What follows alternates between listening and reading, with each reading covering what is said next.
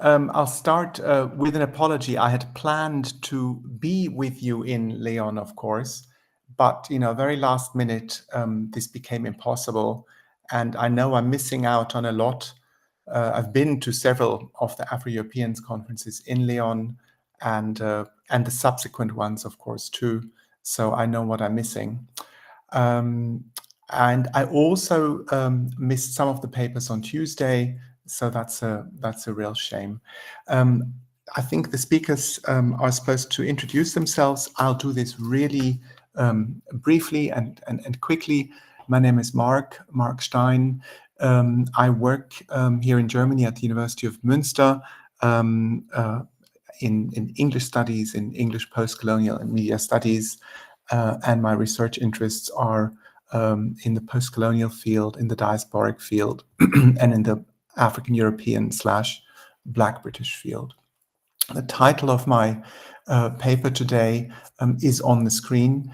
I've called it Writing Across Time and Space, Sharon Dodua Otu's Ada's Room, a novel. We could go to the next slide, please, Antonio.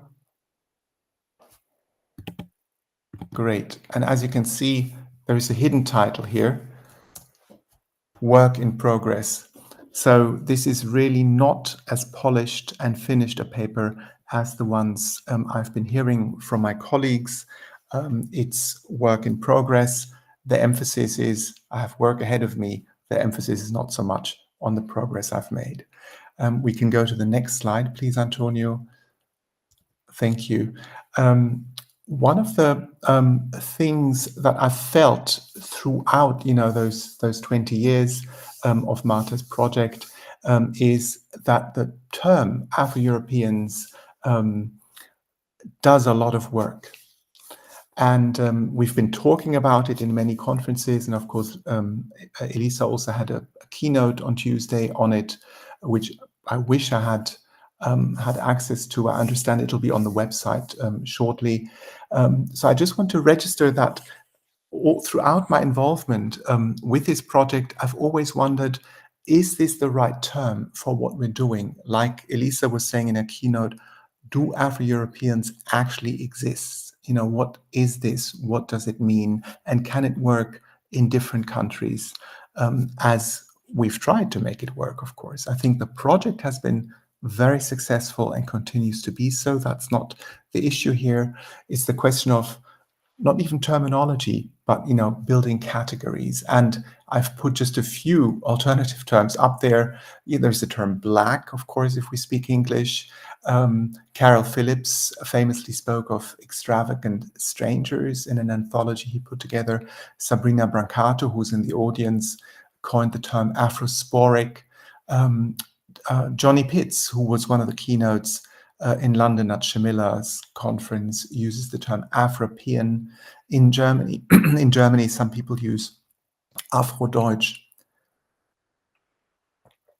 And this short array, it's not a systematic collection, of course, but this short array already shows, these terms are not fixed. The term Black has evolved over history, of the course of history for the best part of a century now. And so, the terms mean different things in different places. And that's, I think, an area on which we have to do slightly more work. Why am I stressing this? I like to come back to Trinh Minh Ha's point, and I quote her, "Despite all our desperate eternal attempts to separate, contain, and mend, categories always leak. Categories always leak." So it's interesting that she speaks of desperation, of eternal attempts. We want to separate, we want to contain, we want to mend. This is also what we do as academics, right? We construct categories.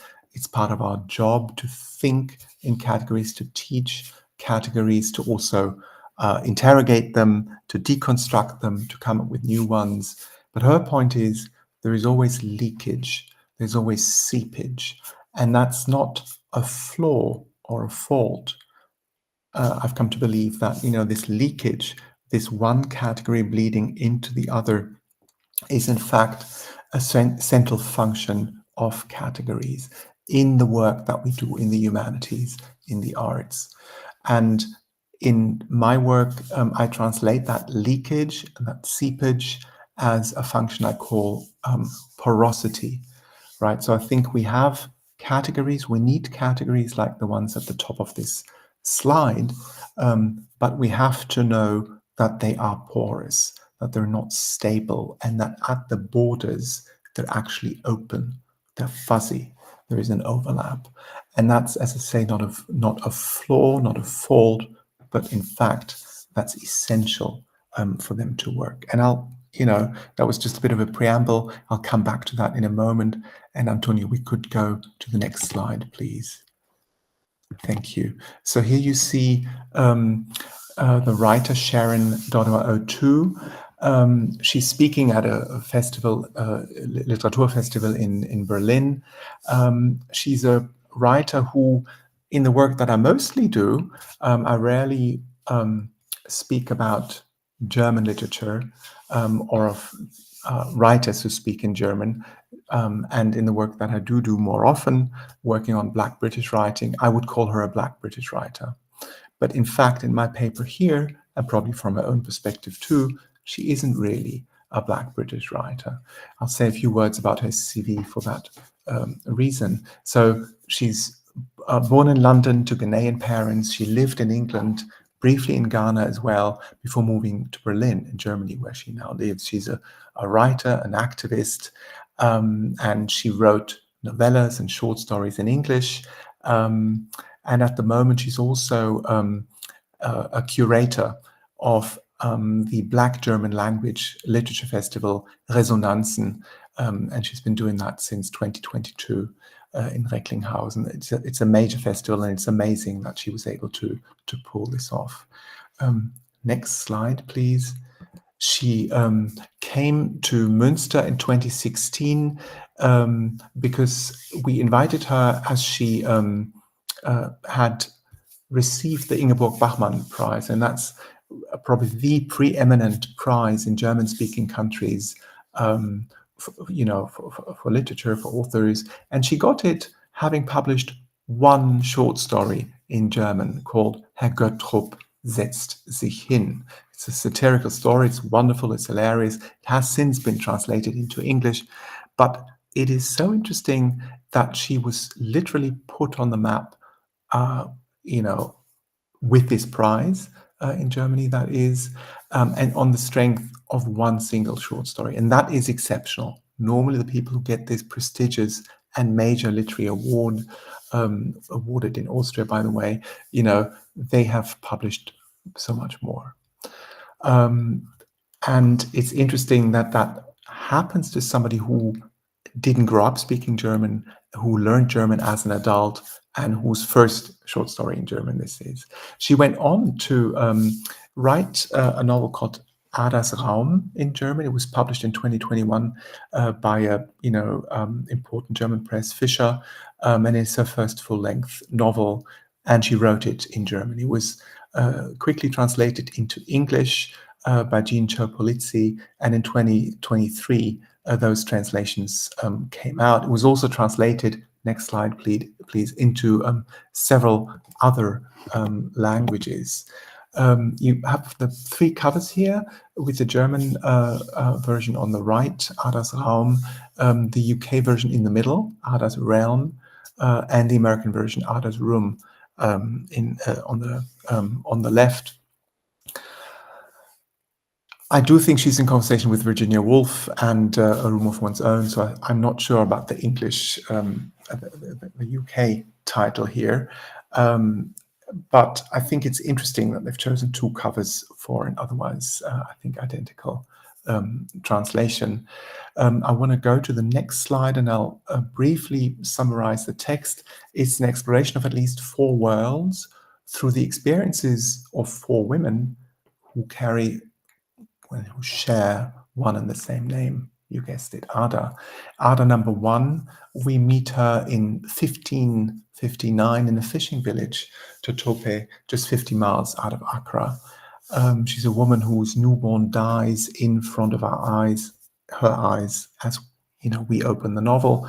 She also confronts a Portuguese enslaver in that strand of the novel. Ada number 2, 1945, is in Mittelbau-Dora, which is a Nazi concentration camp in Germany, and she's forced to work there in the camp's brothel. Ada number 3 is Ada Lovelace, Stratford-le-Bow, Victorian England, 1884. She's a mathematical genius, and she's also a computer programming pioneer who is in a clandestine relationship with Charles Dickens. And Ada number 4 brings it, into the contemporary moment, pretty much 2019. A young Ghanaian woman, pregnant, alone in Berlin, looking for an apartment.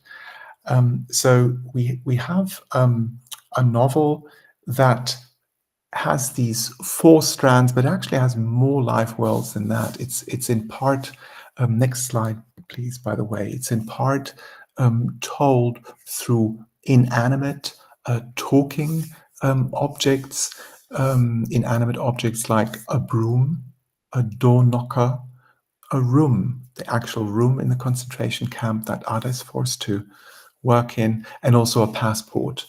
And these inanimate objects have their own, distinctive voices, and they're in dialogue with a godlike person, a spirit that cuts across the ages. The book is structured in German, it's called Schleifen, but it's translated as orbits.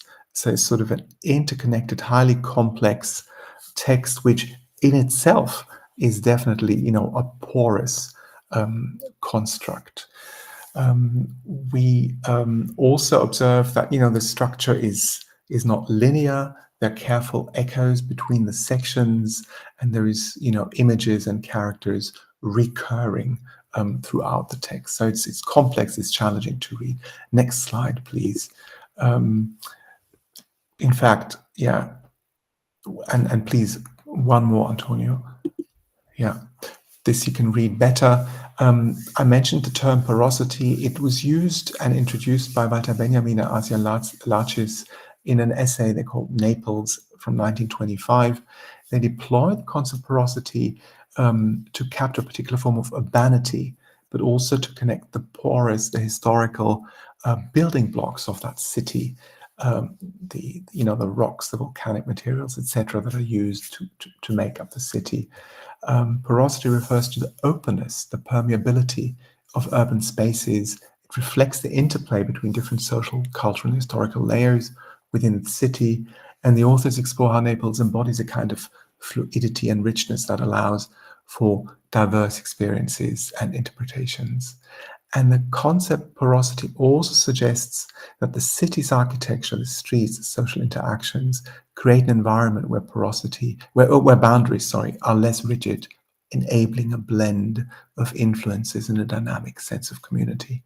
Now, so I find this, a super attractive term, and I think it is useful when we speak about work like Ada's Room, Sharon's novel, but it's also an interesting concept when we think about our term at this conference, Afro-Europeans, as well. So we're thinking about this category now. I suggest that we think about it as porous rather than as rigid. I would suggest that we think about a category that does have boundaries. Of course, it wouldn't be a category otherwise, but it is also interested in a dynamic sense of community, in transformation, rather than in a frozen and undynamic situation. If we move on to the next slide, please. If I had more time, I think it would be interesting to ask the question whether Sharon's work is actually either speculative fiction or Afrofuturism, very close to each other, of course.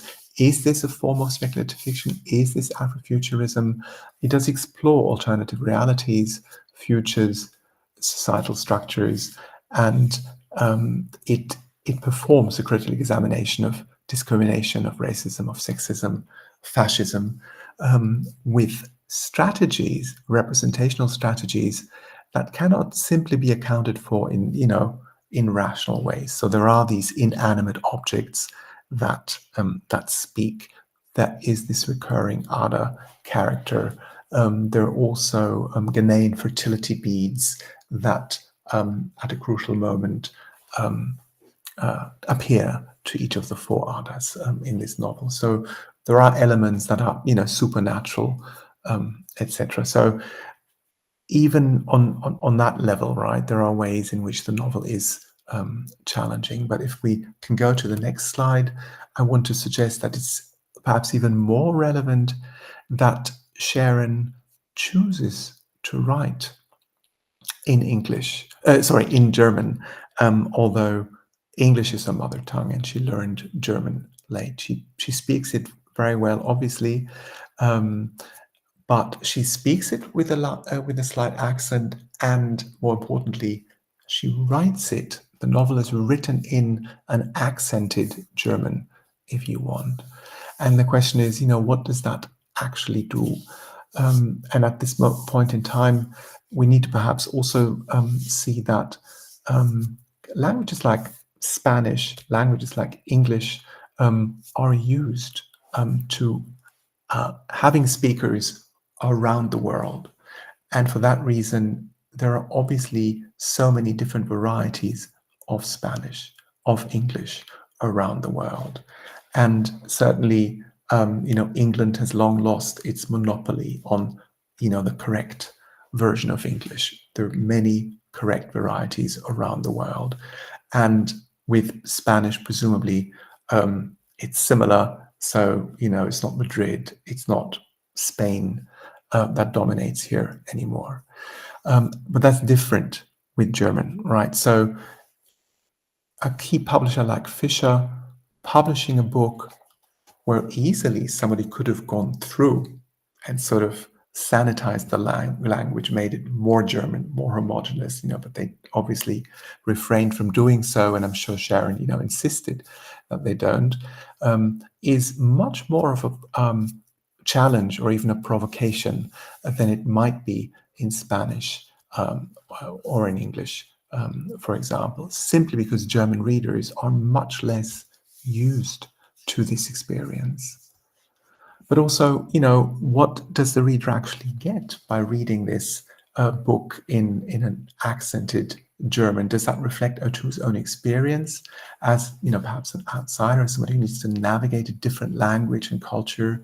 Does the novel's use of language add authenticity to the narrative, allowing readers to perceive the world through the lens of someone grappling with language, identity, belonging? There are sometimes, I don't want to stress this too much, but there are sometimes infelicities and unique expressions which can evoke a sense of struggle or vulnerability, and that may mirror Ada's emotional journeys, making her experiences feel more immediate, more relatable. And the language in the novel embodies the intersections of different cultures, mirroring the protagonist's own hybrid identity. This can create a sense of dislocation that resonates with themes of migration, belonging, the complexities of cultural heritage. The other thing to say at this point is that there's also an audiobook, and if you listen to the German version of the audiobook, most of it is actually read by Sharon O'Toole, and so it's not only written in accented German, you also hear exactly how she wants it said, how she wants it spoken. And so the name Ada, is pronounced differently depending on in which century we are, in which culture we are, in which space we are. And Antonio, next slide, please.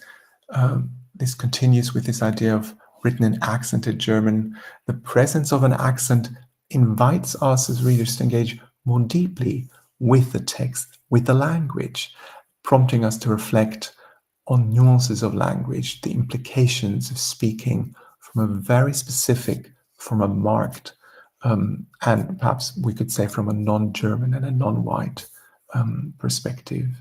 The deliberate use of sharing of a non-native language can and has led to innovative stylistic choices. Sometimes, there are unconventional sentence structures or diction, and this enriches the narrative. It gives it a distinct voice that stands out, and it challenges traditional norms of literary German. And as I said a little while ago, that hasn't happened enough in the German language. And if you click once again, Antonio, you also get the note that Ada's Room is actually a translingual text, a text that's in the original written in German, but sometimes English just crops in, or translations from English into German are noticeable. But there's also Ghanaian languages like Ga and Twi that are being used as well. So it's challenging in this respect as well. So looking at the time, I realized that Marta wants me to finish fairly soon. When I speak of a translingual text, I want to suggest that this contains words of multiple languages, but also that it operates between different languages. So Ada's Room is a novel that is engaged in the traffic across different languages, Ga, Twi, English, and German, to mention these four ones. Is also a book that's engaged in the traffic across different cultures and across the different histories that we are used to separating out. We could go to what's nearly the final slide, please. So we have a mother mourning the loss of a baby in Ghana in the 1400s. We have a computer pioneer in 19th century London. We have a woman forced into prostitution under the Nazis, and we have a young pregnant African woman in Berlin today. And the intersection between these storylines, this interweaving, creates a multifaceted narrative that engages with historical and contemporary issues, and it allows for a deeper exploration of the intersections of race, of identity, and culture in a global context. And so we have a British-born author of Ghanaian descent who bases herself not only in Berlin, but who also bases herself in the German language and uses that as a vantage point to represent manifold women fighting for survival, for independence across time and place. And in the process, these often distinct histories, Nazi Germany, colonialism in Africa, are connected. Their separation is disputed.